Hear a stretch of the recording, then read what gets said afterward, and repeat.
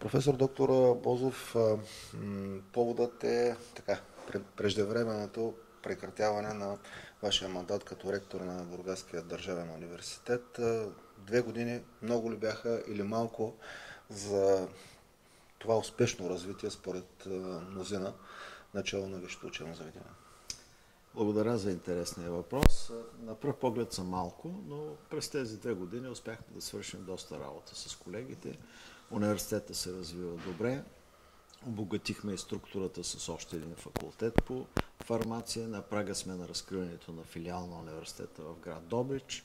Работим активно и за другия филиал в Казанлък. Предстои още 2 факултета да се създадат съвсем скоро. Това е факултета по педагогически и хуманитарни науки и факултета по бизнес и предприемачество. Така че аз смятам, че по отношение на структурните дейности, които направихме в университета, той е вече добре структуриран с 6 факултета и смятам, че има много добро бъдеще за развитието и на другите 2 факултета, които предстоят да се създадат съвсем скоро. По отношение на кадровото израстване на академичния състав, доста голямо развитие имаме, защото от 400 човека личният състав на университета вече е 620 за тези 2 години. Само миналата година 109 нови преподаватели дойдоха да работят в нашия университет. Освен всичко друго, успяхме да увеличим заплатите с около 80% на хората. Финансовото състояние на университета е много добро, оставям го с 5 милиона в касата на университета. Така че смятам, че и с изпълнения прием за тази година, който е почти приключил на финала, ще има едно добро бъдеще през следващите години за университета.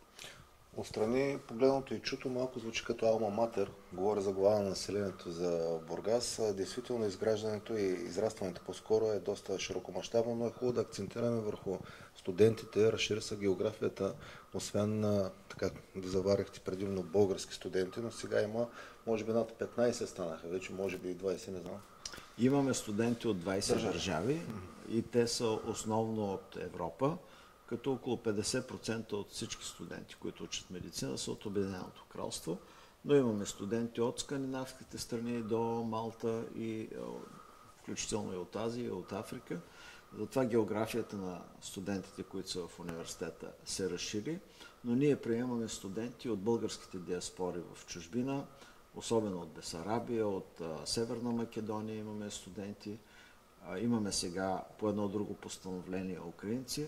И в тази връзка смятаме в бъдеще да разширяваме географията за прием на чуждестранни студенти, включително и с сътрудничество и съвместни дипломи с чужди университети, по проста причина, че в България сега следват едни години с много ниска раждаемост.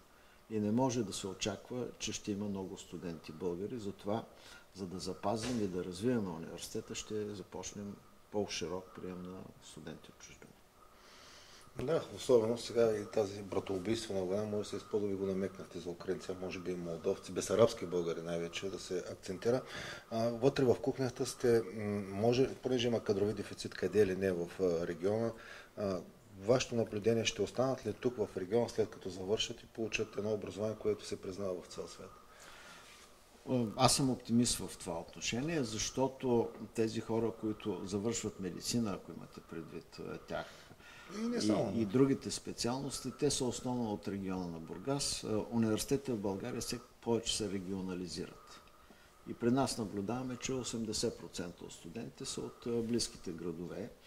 И затова аз съм убеден, че те ще бъдат в Бургас, ще работят в местната икономика.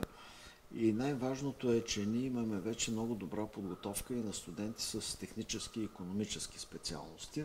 Освен традиционните педагогически, медицина, химия, напоследък имаме доста добри специалности и постижения в областта на техническите науки, в областта на транспорта. И затова смятам, че тези хора имат бъдеще, тъй като Бургас все повече се индустриализира. По-малата аудитория може би не знае, но преди да станете ректор на университета, вие бяхте предводител на медицинския факултет. 18-та година мисля, че бяхте селектирани от тогавашния заместник кмет доктор Мануелян. Заедно свършихте много по мащаб работа и в тази връзка тази събота, първия випуск лекари вече ще завършва. Това е един апотеоз, или? Да, много съм щастлив за това, че имах възможност да работя за създаването на медицинския факултет по покана на доктор Сманолиан, кмета Николов. Направихме един екип, който за 2 години успяхме да го акредитираме, заедно с предишния ректор професор Миткова и нашия екип. И вече в тези 6 години, когато тези, които дойдоха първи да учат медицина в Бургаския държавен университет, вложихме много старание и усилия, за да излязат те много качествени лекари. Аз съм сигурен, че е така. Затова им честитя с много голямо удоволствие дипломирането, което ще е на 30 от 11 часа в Конгресния център на Морска гара. С вашия наследник, предполагам, че сте се видяли, ще има ли онази приемственост, която така, може би сте го подтикнали? Той какви ангажименти пое пред вас? Ами той довършва моя мандат, професор Сотиров, така че той по отношение на мандатната програма, която съм представил, има препокриване с неговите цели. Ние проведахме неколкократно срещи и уточнихме как да продължи изпълнението на тези детайли. Те са свързани, разбира се, най-вече с факултета по фармация, с филиалите, с новите факултети, които ще се откриват, с развитието на университета в нови направления, но той като човек от техническите специалности, предполагам, че ще подпомогне и развитието на университета в тази посока. Той ще има приемственост, но ще има и някои новости, които той ще направи през следващите 2 години. И последно, ако искате отговаряте, ако искате не отговаряте, говори се, че ще ви поканят, ако не са ви поканали, да бъдете ръководител на многопрофилната болница за активно лечение в Бургас.